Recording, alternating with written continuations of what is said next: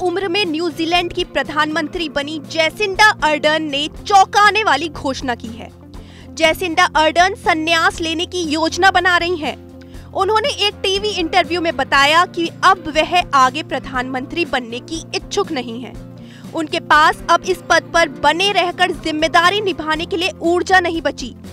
बढ़ती महंगाई उनके सामने एक बड़ी चुनौती बनकर सामने आई।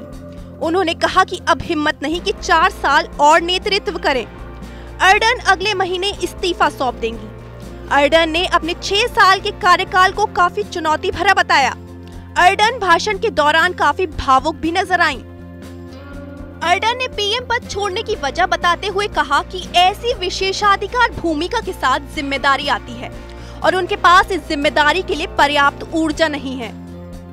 I think I've spent so much time thinking hard about this decision because it is such a critical one, that there hasn't been too much time, I think, for self-reflection. I imagine that I'll do that in the coming months ahead.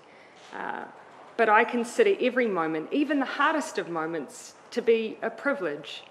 It's one thing to lead your country in peace times, it's another to lead them through crisis. There's a greater weight of responsibility, a greater vulnerability amongst the people. And so in many ways, I think that will be what sticks with me. I had the privilege of being alongside New Zealand during crisis, and they placed their faith in me. I wouldn't want this last 5.5 years to simply be about the challenges. For me, it's also been about the progress. I think we'll call it a day. Interview के दौरान Ardern ने कहा कि वो इस्तीफा इसलिए नहीं दे रही है कि वो अगला इलेक्शन जीत नहीं सकती। उन्होंने कहा कि इस्तीफे के पीछे कोई सीक्रेट वजह नहीं है, वह भी इंसान है और जितना कर सकती थी उतना किया, जितने समय तक कर सकती थी किया, और अब वक्त आ गया है कि वो इस्तीफा सौंप दें। I think the cumulative challenges that we've faced as a team, and they have been extraordinary, has taken its toll. I consider this job a privilege, but I am also human, and so my reflection has been an entirely personal one. And I will add that I had the support of my family to continue. In fact, some members of my family, particularly close to me, wanted me to continue, but they've supported my decision. Interview के दौरान उन्होंने कहा कि बेशक वह चुनाव नहीं लड़ेंगी, लेकिन वह जानती है कि न्यूजीलैंड के लोगों को प्रभावित करने वाले मुद्दे इस साल और चुनाव तक सरकार के ध्यान में रहेंगे। अर्डर्न ने बताया कि 14 अक्टूबर को आम चुनाव होंगे।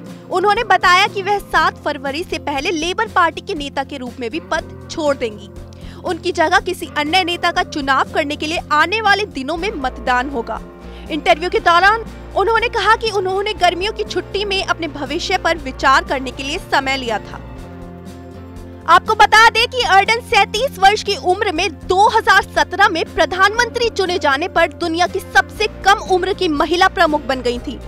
उन्होंने कोविड-19 महामारी, क्राइस्टचर्च मस्जिद की शूटिंग और व्हाइट आइलैंड ज्वालामुखी विस्फोट के दौरान अपने कामों से काफी सुर्खियां बटोरी थी।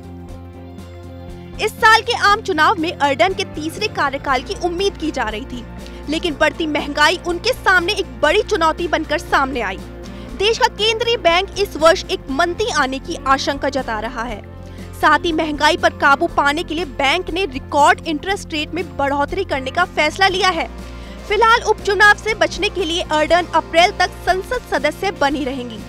इस बीच लेबर पार्टी एक नए नेता का चुनाव करने के लिए 22 जनवरी को मतदान करेगी, ताकि यह पता लगाया जा सके कि किस नेता के पास 2/3 समर्थन है। यदि किसी के पास उस स्तर का समर्थन नहीं हुआ तो पार्टी सदस्य इसका फैसला करेंगे।